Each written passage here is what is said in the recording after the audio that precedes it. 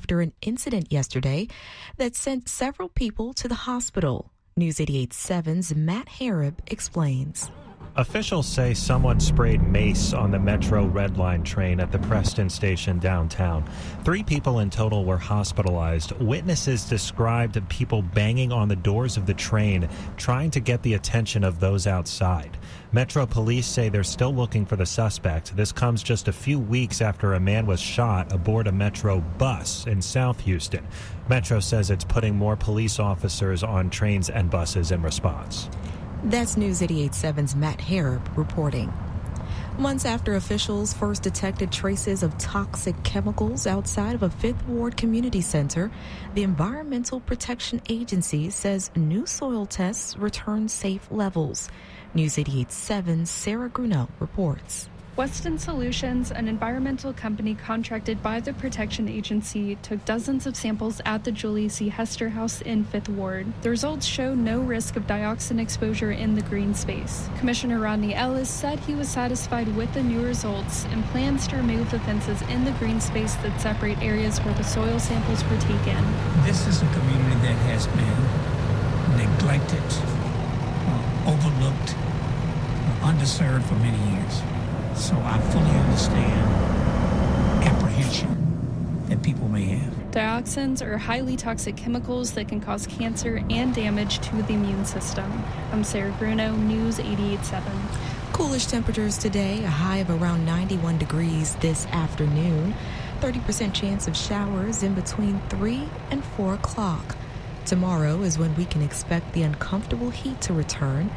High of just 93 tomorrow afternoon. However, the humidity, it'll feel closer to around 104 degrees. I'm Gabrielle Dawkins, News 88.7. Support for NPR comes from NPR stations.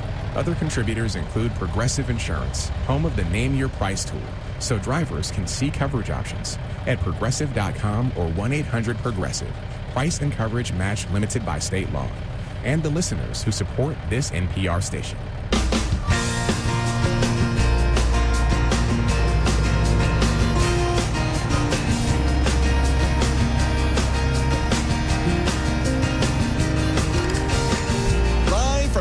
Public Media and News 88.7, it's Hello Houston, an open forum on today's biggest stories affecting Houston and beyond. Call now, 713-440-8870, or let us know your thoughts on today's topics by emailing us at talk@hellohouston.org. And now here's your host for Hello Houston, Ernie Manous, Celestia Sherman, and Frank Billingsley. Hello, the noontime hour? Almost Friday. Almost Friday. You're thinking about the noontime hour. I'm thinking about Friday. I'm always thinking about lunchtime. The first hour flew by. It did. But we got a busy hour this hour, too. We have a very busy hour this hour. You know, what I'm really curious about this weekend, I know you made reference to it. What am I getting this weekend weather-wise? I want to go out and clean the garage. I don't like it when it's too humid. I don't like it when it's raining. I think you're going to get more heat and haze than rain. Okay. But we're looking at like 96, 97 by Sunday. So, like, really hot. I know. We just had that NPR news report, and she said, coolish 91 for today. I'm like, well, it's all relative. It's all relative. Welcome to Texas. Coming up in this hour, we're very excited. We have Jasmine Amy Rogers, who won a Tommy Tune Award, which is the local high school musical awards that they give every year. They're doing it tomorrow night again for this year's awards at the Hobby Center. But what's really cool about Jasmine is she took that Tommy Tune and ran, and this year she is nominated for a Tony Award. We'll find out for Sunday. Starring on Broadway in Boop the Musical. It's a great story. She's won in 2017 as a high school student. What is it, 8 years later? She's starring on Broadway. She's going to be with us in a little bit. And she's a Houstonian. Isn't that great? I love seeing I love celebrating local talent. There. Absolutely. But, as always. Like us, for instance. Like them.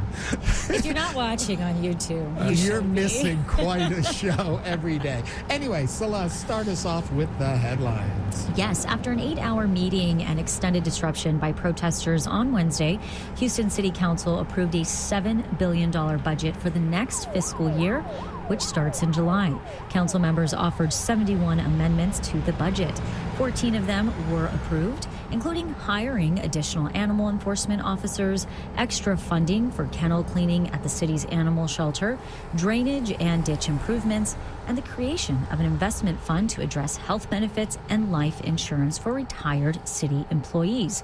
Facing a more than $200 million deficit this year, Whitmire's administration slashed about $75 million in spending from the city's $3 billion general fund. Joining us now is Houston City Council member from District C, Abby Kamen. She represents Greater Heights, University Place, Meyerland area, Braeswood, Midtown, to name a few. She also voted no on the mayor's budget. If you have a question for City Councilwoman Abby Kamen, you can give us a call now at 713-440-8870. City Councilwoman, welcome to Hello Houston. Hi. Hello, thank you for having me. So busy day for you yesterday, huh? Yeah. So It was, and we're continuing. We had some more committee meetings this morning, so the work continues. So friendly fire here, but we were, one of 3 city council members that voted against the budget, which left how many that voted for it? We have a council of 16, so including the mayor, there were 3 of us that voted no on this budget, as you said. So overwhelming majority did vote in favor of it. And you were kind of like, please don't hate me, but I'm saying no. So tell us why you don't want. What do you say? I mean, I got to give it to the mayor. We were at like 330 million, and we've really reduced that default.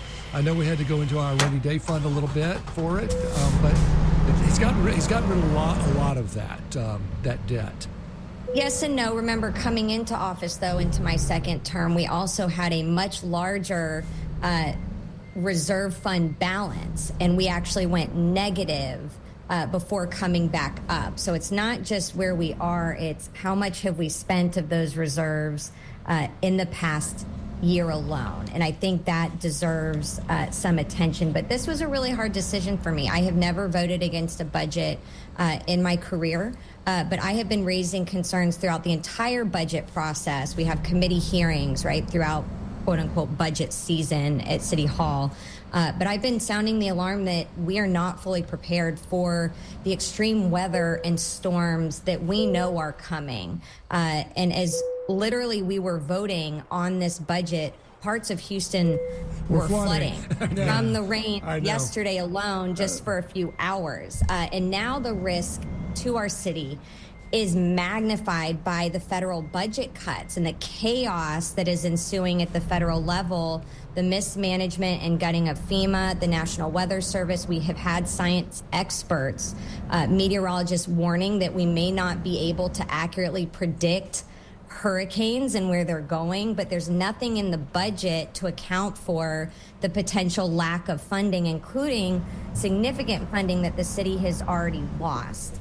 Remember, the derecho, which significantly impacted my district, one of the hardest hit, cost the city over $35 million. Hurricane Beryl, $59 million. We had 3 federally declared disasters in a single year last year. You mentioned the rainy day fund, but we had drawn down on all the reserves from that, and we're not even fully replenishing our rainy day fund. That's crazy. Mm-hmm. Well, what else were you going to do? I mean, did you have a solution to this? I did. I proposed putting forward an amendment to fully fund our rainy day fund. But unfortunately, action on that was deferred for several months. Well, and as we continue to that? work, say that one more time. How are you going to fund it? It's a great idea, but how are you going to do it? Yeah, so our rainy day fund, it's called the Budget Stabilization Fund, and it requires a minimum of right now $20 million, which we know is too low. When this was set in years past, way back when, that may have been enough, but we know it's not now. My amendment would have increased the amount and then required that we're fully replenishing it every year within 365 days. Right now, the city is only required to fill it within 2 years if you draw down. Again, with so many storms and extreme weather events that we're having, that's just not enough. My amendment actually pulled down from the reserve fund, our general fund has a reserve, and it would have moved these dollars over, which keeps it in reserves, but protects it, walls it off so that it's saved for an emergency or a natural disaster. When the funds just sit in the general fund reserve balance, you can use them on important things like overtime funding, which the city will plan to do and continue to draw down when you see water main breaks and we have to tap into it. So it's that reserve, but it can be used for a host of things. If we're not protecting some of those dollars for an emergency, we are not being fiscally responsible. Had you gotten that amendment, would you have then been a yes on the budget, or was there more to it for you? I think that there's more to it. I don't want to say I'd be an absolute no. I take all of this very seriously. I work with all of my colleagues. I was working with the administration on this. I've been very upfront the entire time about how uncomfortable I am with where we are. We're putting Houstonians at risk, failing to account for extreme weather and disaster needs. Part of the problem with that, and one of the other things I wasn't comfortable with, is when a storm hits, literally, City of Houston departments are not budgeting in their annual budget for emergency and natural disaster costs. So when a disaster hits, what essential services will need to be cut in order for us to respond? Because we absolutely have to respond. But where's that money going to come from? And that can mean additional cuts. And we were not being straight about where those cuts would come from. You're listening to Hello Houston, and we're speaking with City of Houston Council member from District C, Abby Kamen. You can join the conversation at 713-440-8870. Moving forward, the budget has been passed. What do you see is next for you and for your district? Because I do understand your area, like you said, often gets hit hard. We understand the Meyerland it's a historical area that gets hit often and hard.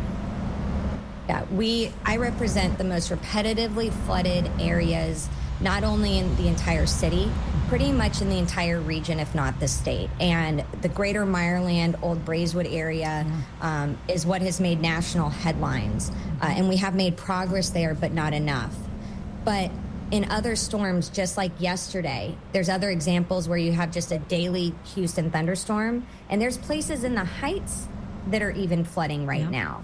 And it's called the Heights for a reason. It's the highest level in the city, but there are areas that are flooding. So I'm continuing to push and advocate and secure as many dollars as humanly possible for responsible drainage improvements and infrastructure to protect homes, protect businesses, and ensure that Houston can keep thriving. But getting those investments is critical. And isn't that what's known as the neighborhood budget you're talking about for ditch and drainage? Is that what you wanted to see more money pushed into?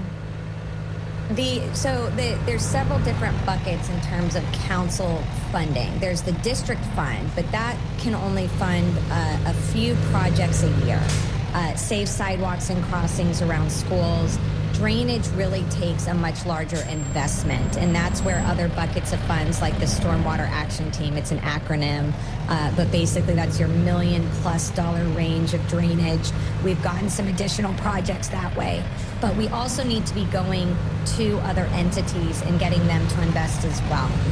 Our partners in the region as well as at the county, but also our TIRZ, Tax Increment Reinvestment Zone. They are able to fund a lot of the infrastructure that the city is not currently able to fund right now. So it's working with partners, coming up with solutions, and we are having some success. Previously, a lot of those federal dollars were helping us in terms of funding these programs and projects specifically to reduce flooding and protect neighborhoods. A lot of that is being cut, a lot of that is being changed, and we don't know where those projects are going to stand either. Do you think that some of the federal cuts that have happened are going to affect us negatively? I mean, are we in trouble because of those cuts? Because we're kind of known as a blue city. We're already in trouble. I think the city has been doing not a good job at being very clear about what is happening right now. The health department, half of the budget, pretty much in terms of programs and services, relies on federal grants. that has been slashed in half. There have been layoffs. We are having to reduce vaccine availability in terms of our mobile vaccine units. We're having to cut back hours. There's certain grants we can't even now fund 2 of our city facility projects because of cuts to federal funding. Even if you take it a step over into Congress, Congress wasn't able to include in the continuing resolution our requests for funding for the districts. We've been working very closely with Congresswoman Fletcher, but none of the 25 requests for funding were included in the continuing resolution. So our shot at even drawing down federal dollars for those localized projects has been cut. Then you go over to FEMA. Then you go over to NOAA and the National Weather Service, and they're not even able to deploy, I was reading, enough weather balloons to track where storms are coming. So we don't have experts on the ground. We aren't able to leverage everything that we used to be able to rely on. And even in Missouri and Arkansas, it took over 2 months to get a federal declaration for disaster. That can significantly endanger Houstonians. Now, Councilwoman Kamen, a big portion of the mayor's budget is going towards public safety. How does your district fall in regards to public safety in your neighborhoods in your area? Yeah, I look at public safety holistically, and we appreciate, and I work very closely with our police department and our fire department. Public safety remains a top priority, and one of the budget amendments that I did pass, was able to pass and put forward with my colleague, Councilmember Amy Peck, related to supporting and bolstering the fire department's wildland group, which is doing incredible work, not just for the city of Houston, but actually coming to the aid of other areas throughout the country. But public safety also means enabling the city to function in a way where we do not strain our law enforcement resources. When police are having to play the role of inspectors in the Department of Neighborhoods or inspectors for public works, that is drawing away public safety resources, police resources, away from addressing the urgent needs that we need them to be focused on. Well, a lot of these drainage and ditch budgets come out of our water bill. Mm-hmm. True? So some of it does. That is correct. And there was a settlement. I'm worried about our water bills going up because we need more money for drainage and ditches. That was one of the concerns that the controller actually raised, is that there's you're seeing on your bill an increase. Now, some of that was passed previously. We're under a consent decree, if you recall, with the EPA, because we haven't been investing enough in our sewage and wastewater. And what's happening is you're seeing all these sewage overflows. And I know that because I'm getting those calls. District C had some of the highest numbers. So those rates are matched to that. But I want to remind residents, and I'm very concerned about affordability as well here, is, again, we head into a more chaotic economic environment right now, whether it's because of tariffs and other things that are happening. Houstonians are being very careful, and should be. I am as well, about my dollars and where my money is going. With water, it's important to remember that under state law, the city of Houston cannot profit off of water services. It is a health-based service. You are only able to recoup expenditures and costs. Now, how can we mitigate some of those costs? Addressing the water leaks holistically, addressing a lot of our infrastructure that is seriously outdated. That's where a lot of those dollars are going. And the Kinder Institute at Rice recently heard from 1,200 Houstonians through a survey that came right after John Whitmire released his proposed budget. And the survey found that not just how Houstonians want to spend their money, but that they're willing to pay more in taxes and fees if they are ensuring that certain things like infrastructure and drainage is being addressed. Now, the mayor's proposed budget did not address that. How are you going to breach that with your constituents, your area, given that this budget has been passed? Yeah, I'm going to listen as I was elected to do, to the residents of my district. And that's my number one job, besides keeping everyone safe and advocating for safety and protecting Houstonians. There is a concern because of several things. Because of when our fiscal year is, as it pertains to the budget, and I raised this yesterday as well as the day before, we go off of assumptions of assessed values. Those actual numbers do not come out until the fall. So we're making a guess on where we think assessed property values are going to be that says, no, we don't need to raise the tax rate or increase taxes in the city of Houston. And I have voted the majority of my career to actually decrease taxes. But we're basing everything on assumptions, not the actual numbers. And I also raised the point that we should probably be looking at moving our fiscal year so that it lines with the actual numbers and reports. We're not speculating. However, the city of Houston is under the most restrictive revenue cap, pretty much the largest one in the entire country for a city of our size, most restrictive in the state of Texas. Now, all local jurisdictions are under a statewide revenue cap, and I support that.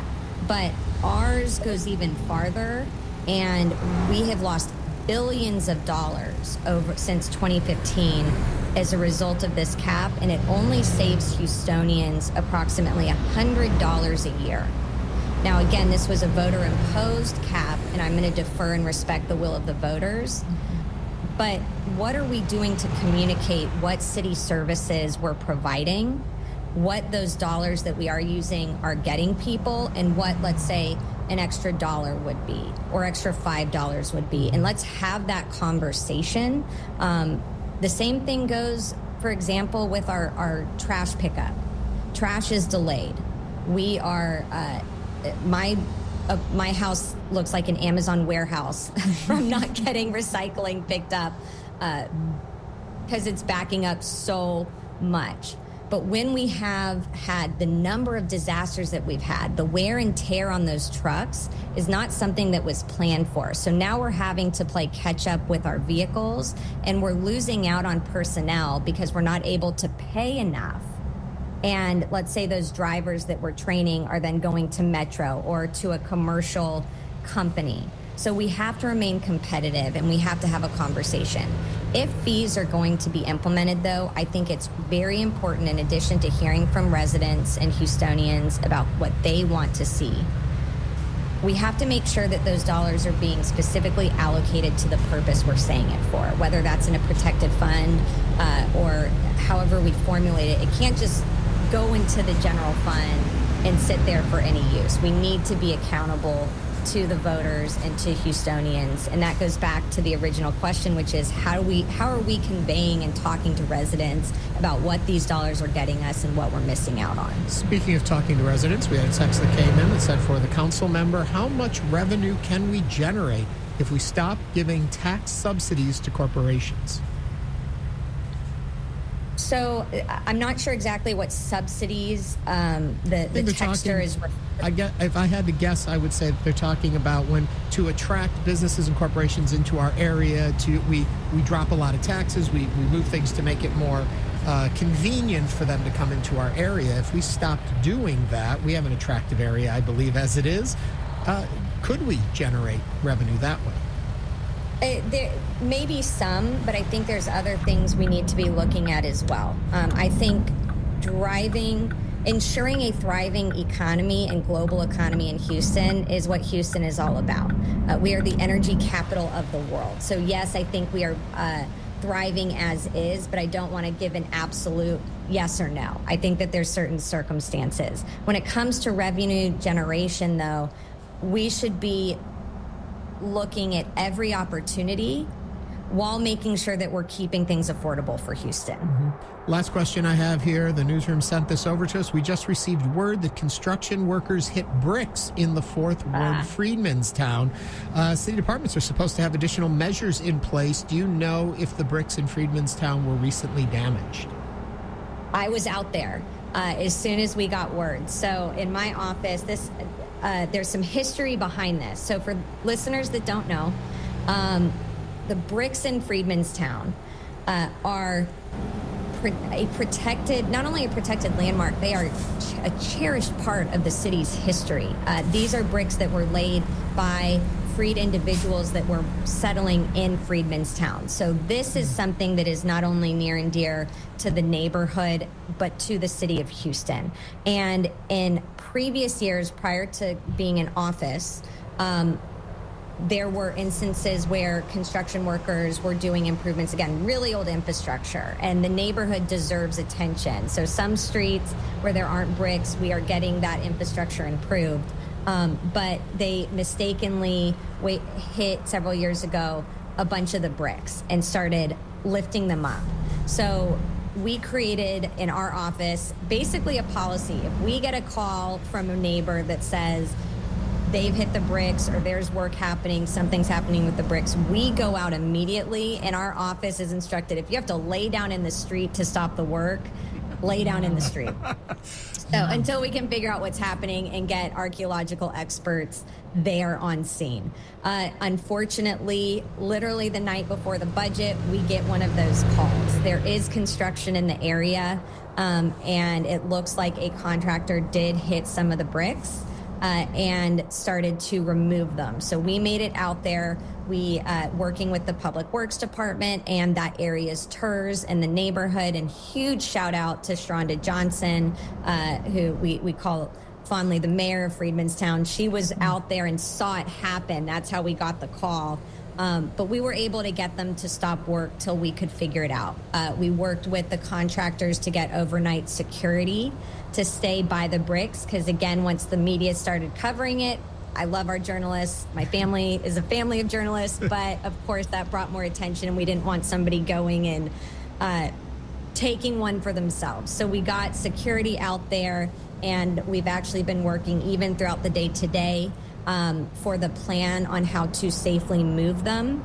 The bricks have now been moved to a secure facility. The ones that were unearthed and moved and damaged, we keep them at a special facility, because again, there's several years prior to me being in office, there's also those bricks that were removed, and they're protected there until they can be installed back into the streets in a safe way. So we're in the process of that. We have another meeting tomorrow with the Freedmanstown Conservancy, the TERS, Public Works, and archaeological experts to make sure moving forward with this construction, while they were supposed to have some additional redundancies in place already, we want to make sure that's being followed to a T moving forward. Houston, never a dull moment. Never in the city of Houston City Council member from District C, Abby Kamen. Thank you so much for joining us today. Thank you. Coming up on Hello Houston, the Tommy Tune Awards celebrate Houston's most talented high school theater performers.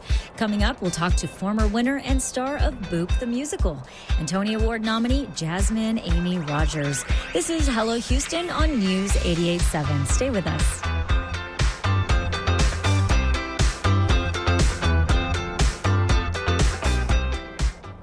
Hi, I'm Craig Cohen, the host of Houston Matters. Join me weekday mornings at 9 or at your leisure on your podcast feed for your daily guide to the people, places, issues, and ideas that define Greater Houston. From politics to the economy, energy to the environment, healthcare to education to transportation and beyond. If it matters to Houston, it matters to us. Check us out wherever you get your podcasts or live on the air weekdays at 9 a.m. right here on News 88.7. It's more important than ever to stay informed. That's why Houston Public Media delivers well-researched news that's free for everyone. And right now, your support helps make sure it stays that way. No subscription, no paywall, just news that's here when you need it. Give today to keep yourself and your community informed, no matter what the future holds. Make your donation now at HoustonPublicMedia.org/donate. Or call 888-909-0887.